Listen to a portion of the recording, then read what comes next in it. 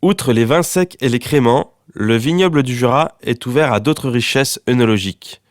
Parmi les AOC de produits, le Macvin du Jura, un apéritif très apprécié des Jurassiens.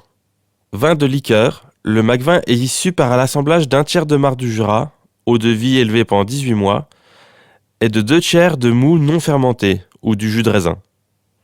L'ajout de marc du Jura bloque ainsi la fermentation alcoolique, donnant cet apéritif. Enfin, ce vin fortifié est vieilli entre 10 et 12 mois en vieux fût de chêne ou en foudre, tonneaux de grande capacité. À déguster frais en apéritif comme en dessert, il se décuple sous diverses formes, blanc, rosé et rouge.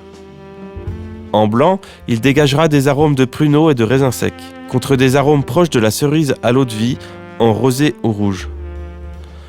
Dans un style estival, essayez le melon au Macvin et son mariage sensoriel équilibré, ou encore le cocktail alliant crément blanc et Macvin rosé, nommé le Marcoton.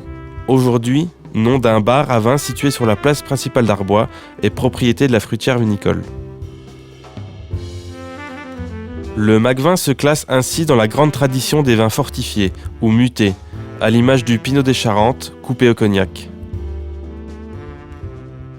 Dans une autre approche et une méthode de vinification bien différente, le vin de paille ressort lui aussi comme l'un des plus grands emblèmes des vins du Jura. La conception du vin de paille, à ne pas confondre avec le vin jaune, repose sur des grappes de qualité, obligatoirement cueillies à la main dès le début des vendanges. Réparties sur des claillettes, des cagettes en bois, ces grappes sont séchées, déshydratées sur une période de 4 à 6 mois, puis pressées. Pour 15 à 25 litres de jus, comptez environ 100 kg de raisin. Vin liquoreux, issu de tous les cépages excepté le pinot noir, et à la teneur en sucre importante, il se boit également frais en exprimant des arômes divers, miel, caramel ou fruits confits, avec une robe ambrée voire orangée. D'ailleurs, pourquoi ce nom ? Il vient de la paille sur laquelle étaient autrefois séchées les grappes, idéal pour capter l'humidité et dessécher les baies. Le vin de paille, une richesse se mariant parfaitement avec un foie gras, des tartes aux fruits ou des desserts au chocolat.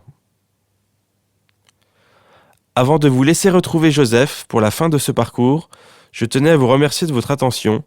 Restez vigilants pour ne pas rater le prochain et dernier QR code plus loin sur votre chemin en rejoignant le château Béthanie.